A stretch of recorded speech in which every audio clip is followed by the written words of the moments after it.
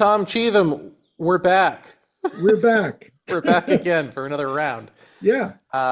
When last we met, you'd mentioned that in your, I guess you're not calling it a class anymore, but your rantings of a madman, Yeah. attendees might have questions for me because you were going to start talking about the chapter that I am a part of for Jeff Kripal's How to Think Impossibly. Yeah. Yeah. So I don't know Yeah. if they have questions, but we'd also privately been talking about the question of can the paranormal or the spiritual, I guess, drive you insane? Yeah. Um, would you like to begin either of those places or somewhere else? What would you like to do? Um, I mean, so let me set the context again here because it's the confused place that I am sitting. So in my rantings about Kripal's new book, all sorts of things are coming up. So it's about the part of the book that you are in, and then subsequently we're a few chapters beyond that. And so because I know you, which of course is not true, but we have chatted and you came to my class, and so I we have a virtual connection, and I read your books.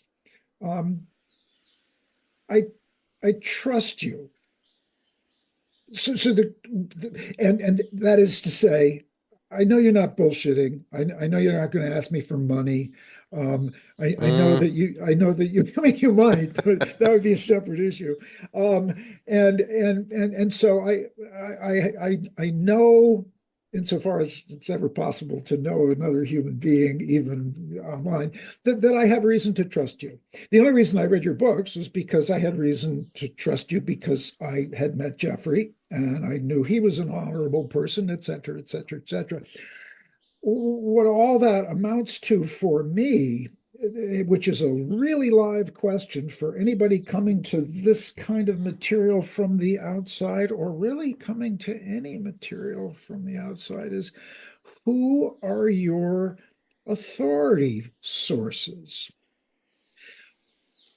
And that goes for anything in reality. I mean, your parents are your first authority sources.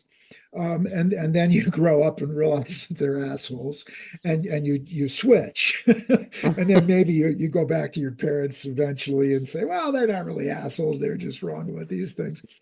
But much of the process of growing up and learning about the world is a I mean, really very little of it for most people is personal experience. It's usually filtered through society and people who you trust, you know.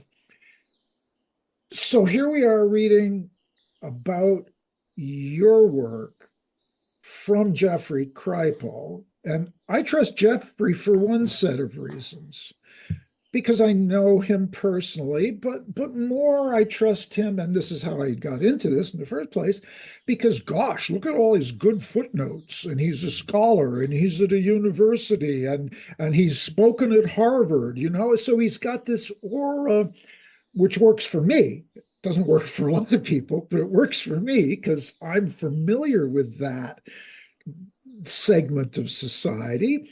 And, you'd build your reputation as a scholar and a teacher and a trusted source of, well, maybe not facts about reality, but you develop a certain gravitas and you get trusted. So it was that kind of trust that led me to take his books about crazy shit seriously.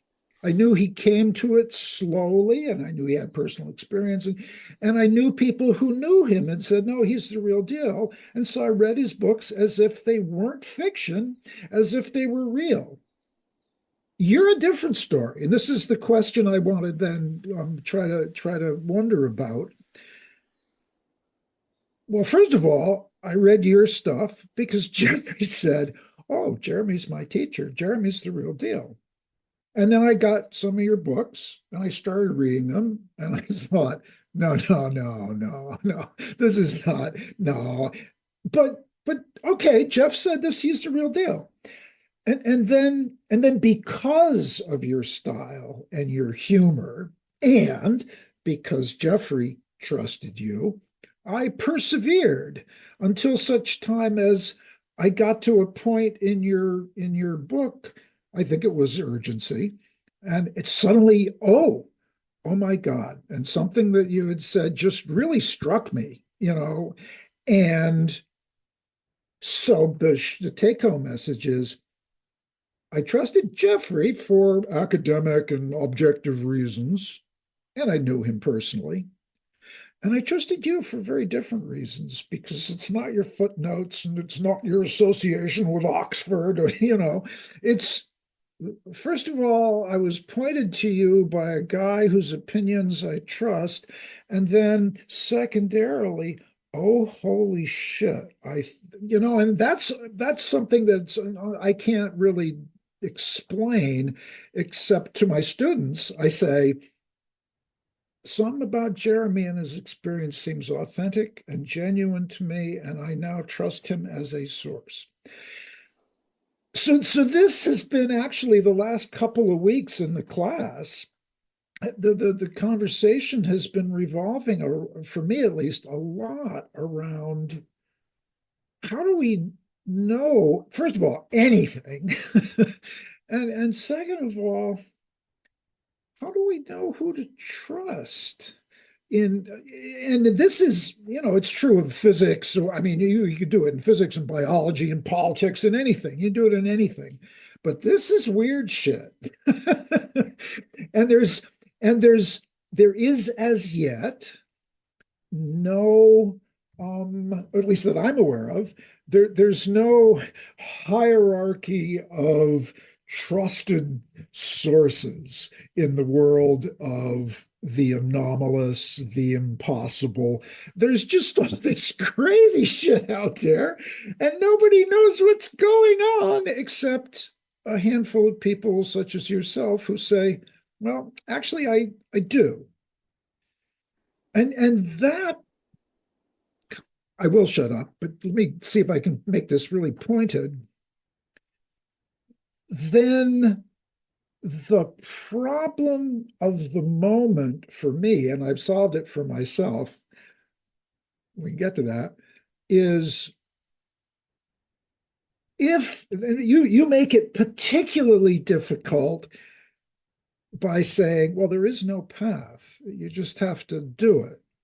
Now, if there were a path, then there'd be people who were on it, and you could say,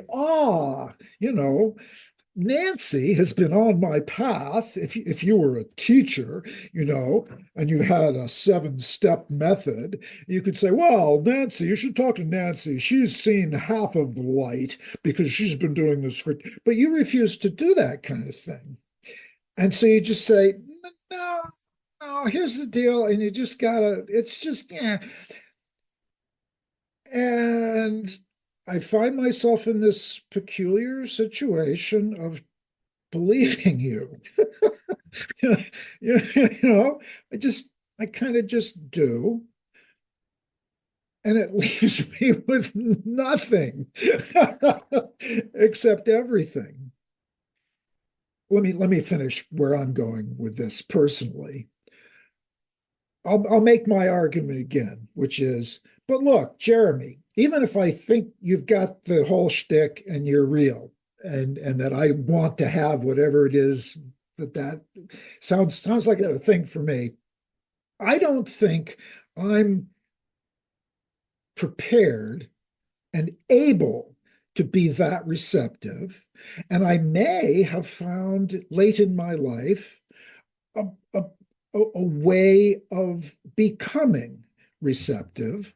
And it seems to be this iboga thing that I'm doing for the third time. Both of the 2 times I've done it so far, have been very unsettling, and it felt like I was breaking down lots of defenses.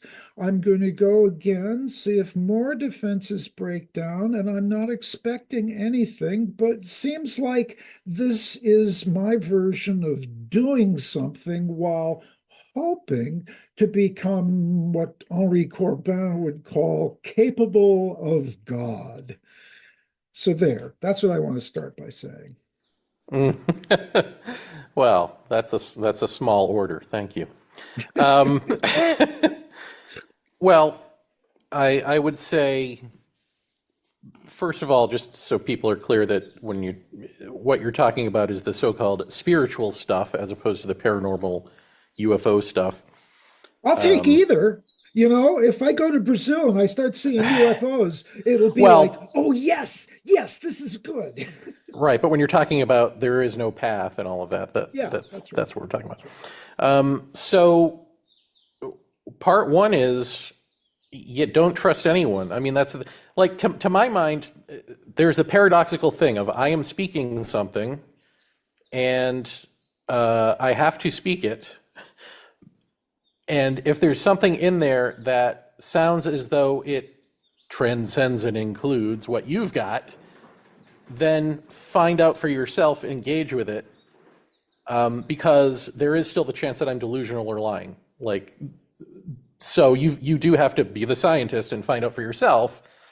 But this is the way we communicate, and it's interesting because I was thinking about earlier, actually, the fact that you came to me by way of trust from Jeff Kripal, and how just flimsy that sounds, but that is kind of how everything is built. That's what community is. That's what everything is, in a way. I mean, that's even why scientists bother to talk to each other about their data and their results and build upon each other's work in the first place. So it's interesting to me because I always hear, like in UFO world, anecdotal evidence isn't real evidence. And it's like, actually, it's kind of all we do. It's kind of all we've got are each other's stories about things, and then comparing, like, okay, what seems to be quote unquote objective about that, or at least repeatable or something. So it's interesting. It is both flimsy and it's what we do. I don't see a way around that. And I guess it's less flimsy when you believe people. Like this is the problem, is like that's what the new age is for. They're just there to believe people. So I could go and say this on a stage and have thousands of people just believe me. Yeah. But that's useless. That's not a real culture. That's a subculture. Yeah. And a real culture around this stuff would have discernment, would have, probably even a committee of people to, tell you whether you're right or wrong in some ways. Yeah. But then that's how you build an architecture of the known around the unknowable, which is ultimately going to end up in failure too. So Yeah. all of that is to say, it Yeah. is an individual issue, process, or thing that you've got to wrestle with. And so the social aspect of it, to the extent that it is useful, is simply someone like me pointing it out. That's Yeah. it. And so I have to keep articulating it and to me, it's like trying to be as precise as possible to get the right combination so that it unlocks something for you. But you have to be the one to engage it that way. And so when you say, like, I'm going to go and I'm going to do Iboga and that will break me down, it may break you down, but it's kind of like I've talked about with me, where I broke down into being a heart person for a while, recontextualized the self out of being a creature of solitude and objectivity and all that, and into the interconnecting web of life. And that's healthy. That's where we need to be. But then getting stuck there and thinking that was it. And so I think, maybe to an extent, Iboga or something can bring you to that point.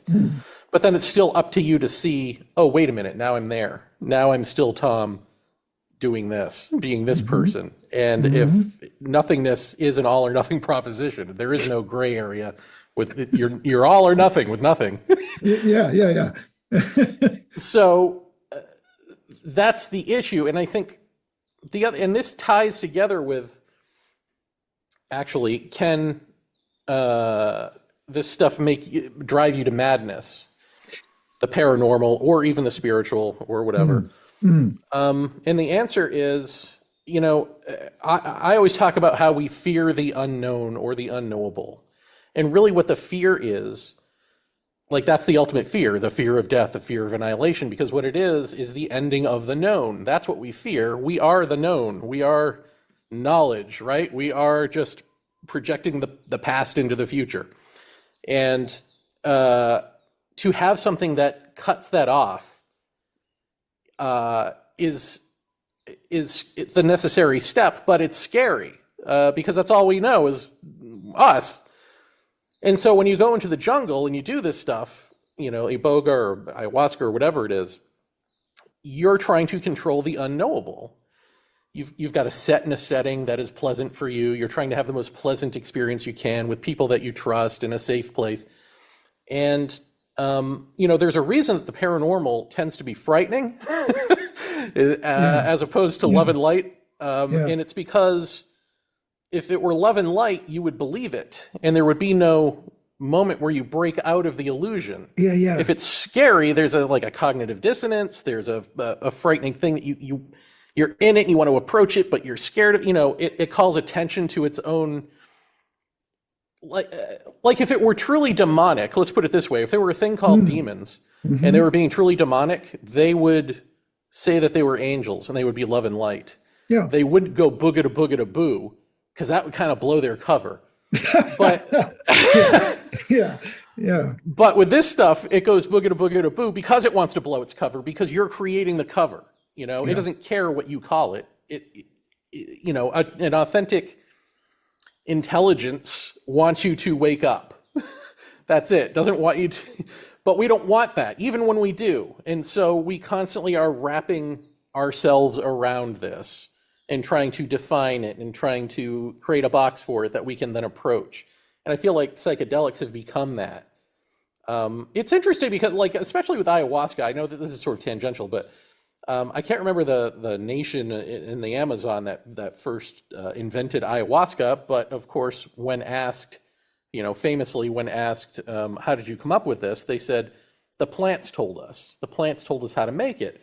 And as Westerners, we get caught up in that moment of balking or embracing the insane notion. Never do we then ask, well, why did they? Because if you can talk to plants, why did they need you to take this brew? Why would they give that to you? Where's that question? I don't know. That's just tangential. I'm sorry. But so getting back to can it make you mentally ill? You're making you mentally ill by not embracing the totality of what's going on with it in terms of the spiritual and the paranormal. In terms of doing psychedelics, I think that can kind of drive you batty when you think that you're going for an enlightenment experience and you think it's going to shatter you simply because it's showing you something so mind-blowing. And you've got all of these expectations and things you've been told and whatever. But when you come back to normal a few months later, and all your old issues come back and all your baggage is back there, and you're the same dick that you were before, not you personally, but you know what I mean. Yeah, no, I get you. Then it becomes a real problem, because you're not just a dick now. You're a dick who's had what you consider to be a transcendent experience, and it has failed you. So there ain't nothing there.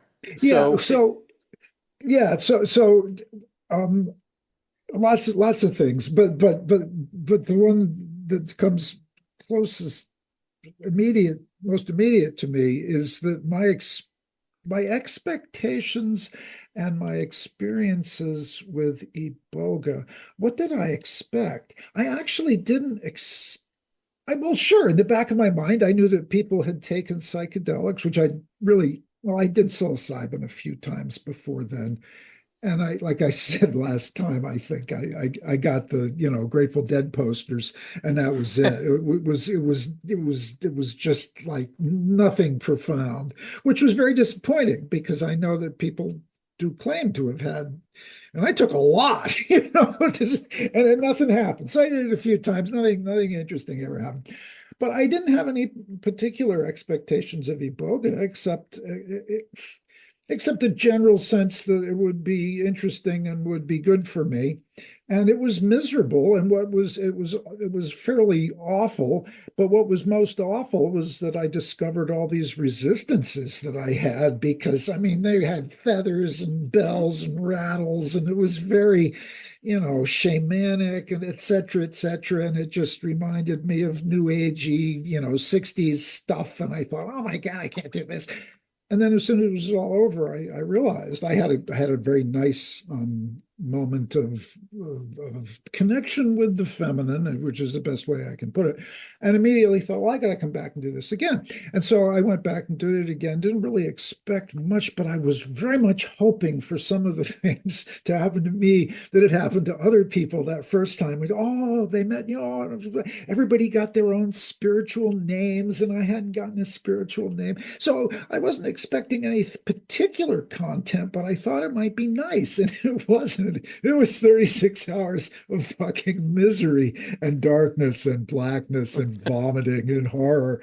And as soon as I was done with it, oh, oh, wow, I have to come back and do this again, because it was I mean, we could talk about it forever, which I won't. Well, I just want to differentiate that, like, that's, if anyone finds that worth exploring in their lives, that's fine. All I'm saying is, like, there's a difference between things that are the carnival of what I call the underbelly of the universe, which is essentially formless awarenesses and imaginal realms and all this stuff, and truth, which is Yeah. the product of being nothing, Yeah. of being Yeah. nothingness, which is, if you want to call it the primordial consciousness, God consciousness, whatever, Yeah. that's there beyond this stuff, and this can't bring you to that. But of course, you have to be, like, in a All space right. where you can hear someone say that and it not immediately conjure the next thing to run into, to hear the totality of, like, the type of crap I say. So if drugs get you there, fine. If therapy gets you there, fine. If you don't need any of that, fine. But they're different. Like that, all of that Yeah. stuff is all the different Yeah. shades of the rainbow. And this is like, what if you leave the rainbow? Yeah. I actually, this is supposed to go public, but it feels very much like a therapy session, which is, I mean, I think in one sense, that's what society is for. I mean, we're in the best of all possible worlds, we're all each other's um sounding boards and reflective surfaces, so that we can get out of our trapped little selves, so there's that aspect to it. But as I hear you talk, I am reminded, no, I'm not reminded, I am made aware that I totally believe what you're saying. um and and it seems to me, rightly or wrongly, and I'll find out, that this particular path, I don't like to call it that, but this shit that I'm doing, because I don't know what I'm doing. I don't know. It doesn't, I'm just trying to break myself down. I mean, I'm more and more convinced that I am a rigid, stodgy, white male New Englander who needs to have all sorts of stuff broken down in order to become a decent human being. And and the other thing that's worth saying to myself is that so much of what you say reminds me of certain things in Henri Corbin's theology. In particular, um, in his recounting of certain aspects of the Sufi path, you come to the annihilation. And in fact, he thought that Nietzsche's experience that God is dead and the abyss and darkness, he says, actually, that was a failed initiation. Because Corbin says in the Sufi path, you have to distinguish two kinds of darkness. There's the darkness of the demonic, down there. And then there's the darkness at the approach to the pole, which for him is the transcendent divine. And Nietzsche misunderstood the darkness at the top for the darkness below and stopped there. But that then he says, after the annihilation of the ego, if you're successful, there's the annihilation of annihilation. And you get to come back, having recognized that you are, in fact, nothing and everything. And so the kinds of things that I hear you saying about this level of awareness, of God self-consciousness, being above and beyond anything that we can say or anything about, and is that resonates. And the other thing that totally resonates with me is the fact that no one can do it for you. You must do it yourself. And that's at the heart of Corbin's message, and I think Jung's too, that it's in the terminology that they both use, it's Gnostic knowing. And that's why Corbin and Jung in his better moments never tried to establish a religion, because it's not like that. The religions all fail in the end, because insofar as you're looking for somebody to help you, they might help you along the way. But in the end, no, it's you, and it's up to you, and that's all there is to it. And that was one of the things. Actually, maybe that's one of the reasons I was primed to read your books, because that's the heart of Corbin's message. Is that no, sorry, you're on your own when it gets to the hard part. Yeah, and then I think you also end up suffering the same trappings when you come back, if you do. I mean, I've talked about after the big I am experience, I felt like there was a choice. You could be that guy, whatever that is, or you can be a normal person, or whatever I am, normal, Yeah. I hope. And I chose normal. So, But wait, could you stop there? What were the options? Because I was going, this came up in the class, it's a and I good didn't know question. how I to don't, answer it. it felt like the options were you can be this person who literally has this God consciousness gill open in his spine, who is as the all, that whatever that mind is, you can be that, or you can be normal. And I thought, well, I'll be normal, and that way I can write about it, because I don't know what that would be. I mean, maybe there would be a sense of normalcy too, but it's not explained. It's just an intuited sort of, there's no one saying, this is your choice.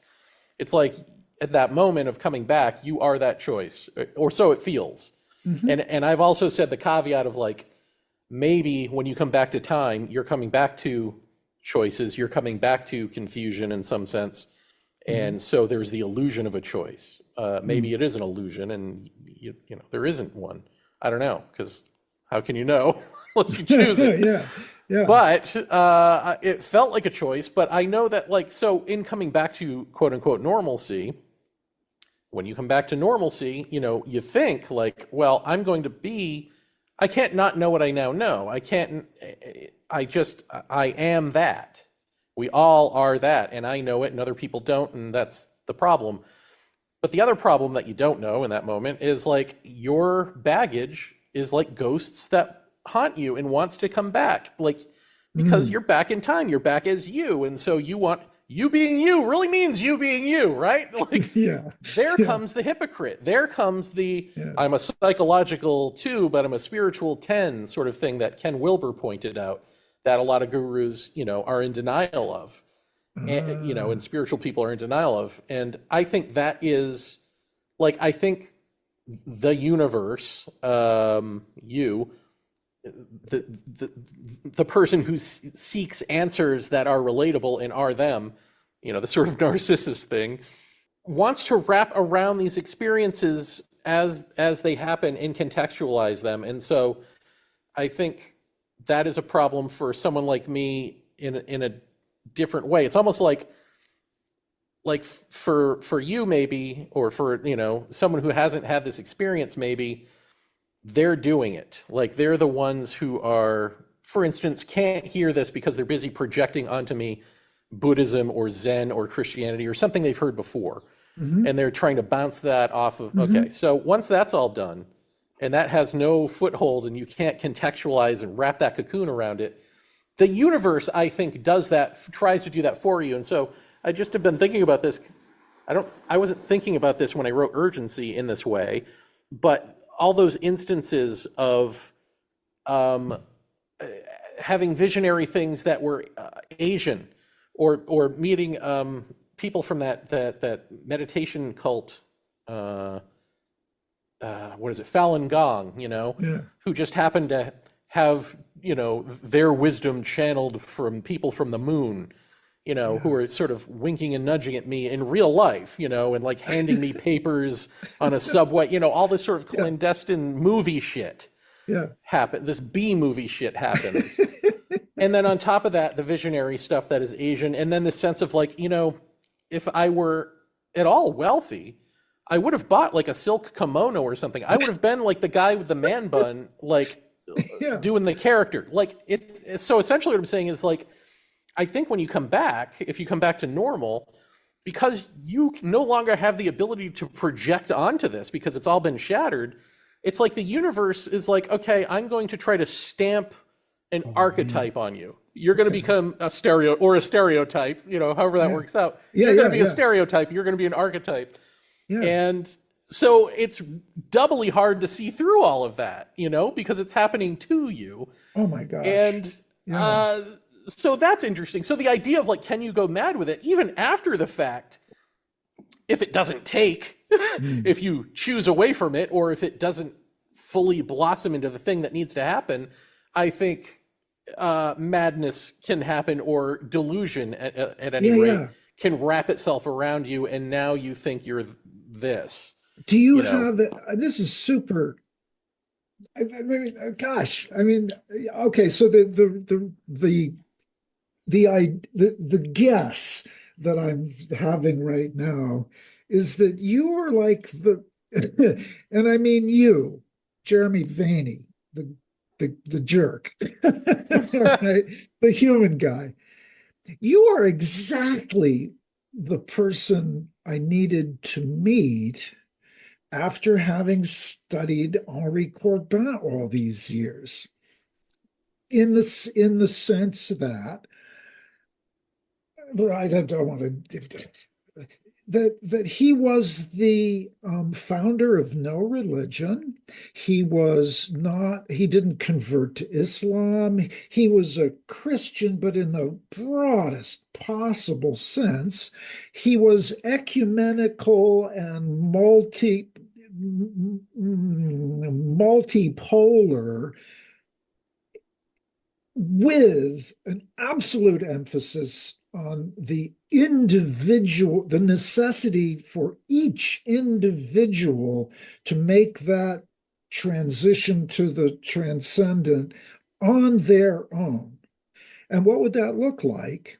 Well, then then you look around and you see all these jackasses who say that they've, and you know that maybe they did, but geez, no, I'm not gonna do that. So the question, so that seems perfect for me, because you are one example. I will allow, let's say there's a lot of people on the face of the earth right now who've had an experience like yours. I don't know if that's true. You don't know if it's true. Maybe there are. But most of them came back in their asses. And here's my question. Why didn't you found a cult and become inflated and think that now that I have become God, what are the, I mean, why, how did you manage to come back and be the same kind of normal human that the rest of us are, at least on the surface, except there's a big sign on you saying, there's more. Yeah, well, because I think the difference is, I mean, just like, well, I mean, it's the same thing with the Kundalini and all of it. Like, I legit just want to know what's going on. I don't want to get caught in trappings of psychic abilities and healing and this and that. If they happen, if they come up, great. I just want to, like, what is this? Because it's fascinating to me, even, and it's happening to me. So, the question of why is it happening to me is one question. And I think that is, it's got to happen to someone. It's just lottery. Like, I don't know. Yeah, So I just avoid that question because it's going to happen to somebody. It's going to happen to a bunch of people, yeah, okay. But all along the way is, do you want to go to the poppy seeds and fall asleep, Dorothy? Do you want to get off? No, I want to know what's at the end of the yellow brick road here. So let's yeah, keep going. yeah. But honestly, not like even with the intention of wanting something out of it. I just literally am open to, like, what is this? Like, Mm, it's fascinating. And so mm, mm. I just stuck with that. But then I also think, like, maybe parenting comes into play here in some way. Okay. Like, my dad was a minister, and I think we've talked about this maybe, but like his whole thing was like he was an interim minister who would like fix up churches and go in and Yeah. give the liberal spiel on Christmas to rich white churches about, Yeah. feed the poor. You sit here and Yeah. you talk about Jesus, but you're hoarding your wealth, kind of thing. Yeah. It was more about that than any spiritual Okay. phantasms or anything for him. And so I think, that definitely rubbed off on me to where I didn't want to, like, I would read things like the Guru Papers, which is a book about what gurus tend to do and how Mm. not to go down that path. Yeah. So Yeah. I actively didn't want Did to not be want that that. person Yeah. Yeah. Yeah. Yeah. because it's just wrong. Like, I just had this sense of like how wrong that is. And I want to know and I don't even necessarily want to be right. I just want to actually know and not get bogged down in power trips and stuff. Yeah. Yeah. Yeah. So humility. I mean, humility is maybe it's a big word. You're supposed to be humble, but Well, just it's like childlike curiosity yes. where other people are There you like, go. I'm no longer curious, I know. Yeah. And it's Yeah. like, okay, well, you just hit a dead end, pal. And now you're stuck being that character. Here comes the archetype stamp. Now you're Yes. that guy. Yeah. And I got to say that is totally one reason that I was attracted to your writing because for whatever multiple reasons, um, I can't abide it when people say that kind of thing. I know the truth. Now you gotta take it with a little grain of salt because you do say you knew the truth, and that's just flat out true. End of story. But somehow you make it work anyway But here's the by difference. I think the way that it works is there's a subtlety. Like, if someone says, I know the truth, then what you know about the truth is that it is living and it is to be, it is not to be known. Like, once it's known, hmm, it's dead. It's a part of yes, knowledge. It's not its own living. yes. Oh So God, for that's then so then good. to go on and say, I know the truth, and so here's your path to it, is Yeah. your path to this statue that you Yeah, erected over yes, here yes, yes, called yes. truth. This is that's a beautiful expression of my reading of what Corbin was up to. That at any rate, and the reason that it is my reading is because that's wonderful. I have for I'm sure deep psychological reasons, I have a real aversion to closure and certainty and a real attraction to, I mean, a kind of curiosity. What is going on? And a desire to be open. Though, and much to my chagrin, I discover that no, you're not actually very open at all, and there's a lot of work to be done. But gosh, I mean, so much of what you say reminds me of the parts that I like the most in Corbin's work. And so it really resonates. I just think, for anyone listening to stuff like this, the question is what you're listening to more true than what you've got? More true than anything you've heard? And if it is, then maybe that's worth looking at. And if Yeah, part of that is the person saying, okay, at some point you're going to have to stop listening, you're going to have to sit with yourself and talk to you and ask yeah. yourself these things, then do it. That's it.